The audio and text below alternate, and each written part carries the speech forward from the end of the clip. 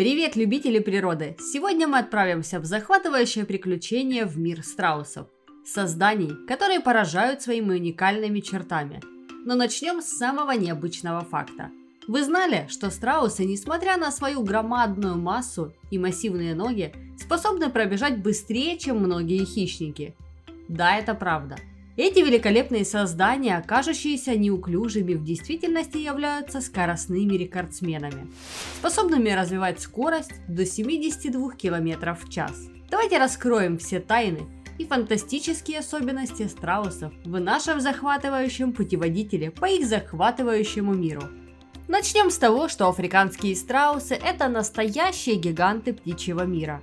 С высотой почти 3 метра и весом 150 килограмм. Они становятся самыми крупными птицами на планете.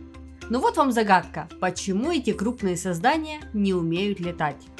Секрет кроется в их уникальном строении. Страусы не имеют киля и маленьких крыльев, а передние конечности служат им вроде как, не совсем крыльями. Помимо этого, у них всего 2 пальца на ногах, что является редкостью в птичьем мире. Теперь самое удивительное – их уникальные грудины. Вместо киля, как у других птиц, у страусов есть особая грудная мозоль, которая служит им опорой, когда они решают полежать на земле. И, конечно, не забываем о страусиных перьях. Они кудрявые, мягкие и удивительно красивые. А самцы отличаются черным оперением, в то время как самки предпочитают более невзрачное серо-бурые оттенки. Перья страуса особенно красивы и традиционно используются для изготовления вееров, опахал и украшений для головных уборов. Популярность страусиного пера привела к тому, что если в 19 веке из Африки вывозили всего тонну сырья в год, то в начале 20-го данный показатель составил уже 370 тонн. Перья страусов, достигших возраста 3 лет, не выдергивают, а осторожно срезают у самой кожи, повторяя процедуру 2 раза в год. Давайте расставим все точки над «и» и развеем один из самых популярных мифов о страусах. Нет, они не прячут голову в песок, несмотря на все слухи, которые мы слышали с самого детства. Секрет этого заблуждения кроется в особенности страусов стоять с наклоненной головой вниз, а иногда и глотать мелкие камушки. По легенде, эта необычная поза вызвала миф, будто страусы прячут голову в песок. Но давайте будем откровенными, это всего лишь часть их стратегии пищеварения. А еще страус, переживший долгий напряженный бег, может ронять свою голову на песок.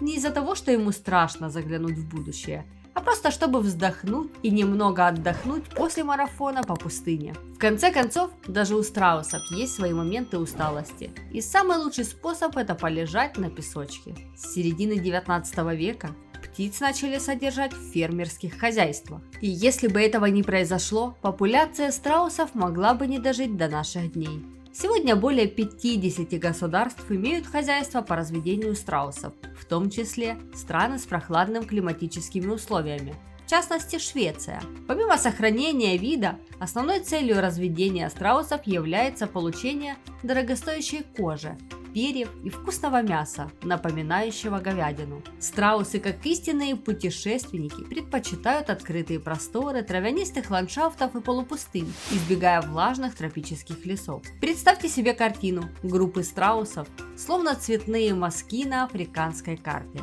На севере и на юге экваториальных лесных массивов. Африканские страусы не просто обитают. Они создают семейные коммуны, где зрелый самец, окруженный 5 самками и их потомством, создает удивительное единство. На юге ареала вы сможете встретить группы молодых страусов численностью до 100 птиц. Вот где настоящая вечеринка. Необычно, что страусы делят пастбища с целыми табунами антилоп и зебр. Судите сами, как эти птицы и звери уживаются на просторах африканских саванн. Высокий рост и прекрасное зрение страусов делают их первыми среди равнинных жителей. Страусы ведут себя миролюбиво, но как только появляется хищник, они словно волшебники. Моментально меняют свой настрой, разгоняясь со скоростью до 72 км в час.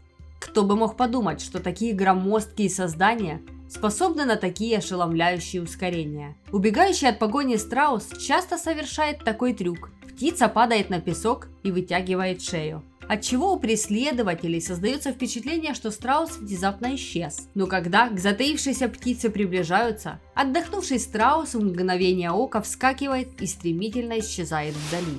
А маленькие страусята? Уже через 30 дней после появления на свет они уже показывают свои беговые навыки, не уступая в скорости взрослым. Это, безусловно, настоящие чемпионы с детства. Страусы, как настоящие гурманы, предпочитают разнообразие в своем рационе. Молодежь предпочитает в основном животную пищу, но взрослые, будто гурманы растительного мира, разнообразят свою диету травами, побегами, семенами, цветами и даже жесткими плодами. И вот приходит веселая часть. Они, как настоящие кулинары, не прочь поэкспериментировать с насекомыми, ящерицами и мелкими грызунами. Падаль от крупных хищников? Почему бы и нет? Страусы не брезгуют таким угощением. Интересная особенность страусов – глотать совершенно несъедобные вещи. В желудке одного страуса обнаружили целый ряд интересных предметов. 3 килограмма песка, тряпки, палки, 3 железяки, 9 монеток, шарнир из меди, 2 железных ключа и даже свинцовые пульки.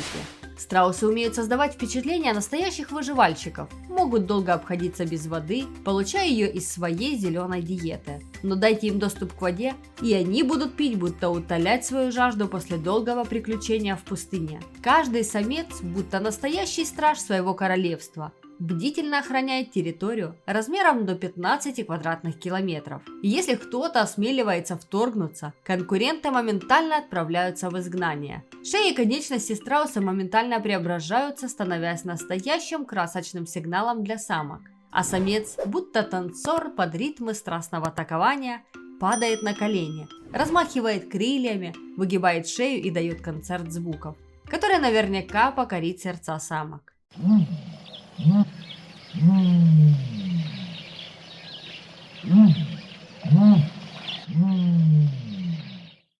Но великолепие этого представления не ограничивается только танцем. Страусы полигамны, и доминантный самец обручается со всеми самками своего гарема. При этом он выбирает особенную самку для долгосрочных отношений и будущего высиживания потомства. А вот после успешного спаривания самец взял на себя роль строителя, выкапывая в песке гнездо глубиной до 60 сантиметров. И теперь наступает увлекательный этап жизни страуса – яйца. Они выглядят необычно крупными, учитывая размер тела страуса. Размеры их впечатляют до 21 сантиметра в длину и вес 2 килограмма. Такое великолепие скорлупы оказывается настоящим художественным шедевром, бывая глянцевой, блестящей, матовой и пористой. Семейное счастье страусов – это тщательное высиживание яиц, где самец и самка дежурят по очереди. Днем под палящим солнцем, ночью под звездами пустыни. Они следят за своим потомством, предостерегая от опасностей. Но, к сожалению, не все яйца доживают до своего часа X. И вот, наконец, когда он наступает, новорожденные страусята, как звезды, появляются на свет. Здесь нет места для нежизнеспособных. Остаются только сильные и жизнерадостные малыши, готовые присоединиться к своим родителям в этом удивительном мире. Все они будто подарок природы, предстают перед нами в разноцветных пушистых нарядах, готовые завоевать сердца своих собратьев. Так начинается захватывающее приключение маленьких страусят, которые привязываются друг к другу, образуя стайки разного возраста. И так продолжается эта увлекательная история страусов, наполненная взлетами и падениями, танцами, песнями, любовью и заботой. Представьте себе картину. Стервятник, будто опытный баскетболист, хватает камень и метко бросает его сверху на страусиное яйцо, повторяя процесс до тех пор, пока оно не сдается под давлением и трескается. Эти воздушные умельцы знают толк в том, как добывать свою пищу. А что касается птенцов, то они становятся настоящей добычей для львов, гепардов, леопардов и гиен. Кто бы мог подумать, что крошечные страусиные птенцы станут ареной для борьбы с такими хищниками. Но страусы, несмотря на свою видимую недвижимость, впечатляют своей агрессивностью и готовностью бороться за свое потомство. Стереотип о пугливых страусах рушится, когда вы встречаетесь с настоящим воинственным представителем этого пернатого мира. Нападение страуса на нарушителя его территории – это настоящее представление силы и решимости. И что удивительно, даже львы и гепарды могут почувствовать на себе ярость страуса, столкнувшись с его мощным ударом ноги, который в некоторых случаях даже оставлял матерых хищников в страхе. И вот всплывает загадка, а как долго эти великолепные создания могут прожить? Африканские страусы, будучи настоящими ветеранами жизни, могут наслаждаться ею до 75 лет, если их окружают благоприятные условия. Друзья, наше захватывающее приключение в мире страусов подходит к концу. Мы погрузились в их удивительный и непредсказуемый мир, узнали о их уникальных привычках, восхитились их красотой и силой. Надеюсь, наше путешествие подарило вам радость. Помните, что страусы – это не просто пернатые создания, а настоящие хранители своего уникального уголка природы. Спасибо, что разделили с нами этот пленительный момент, полный загадок и красоты. Если у вас еще остались вопросы или вы хотите узнать больше, не стесняйтесь задавать их под видео и обязательно подпишитесь на канал, чтобы не пропустить следующие ролики. До новых встреч в увлекательном мире животных. Всем пока!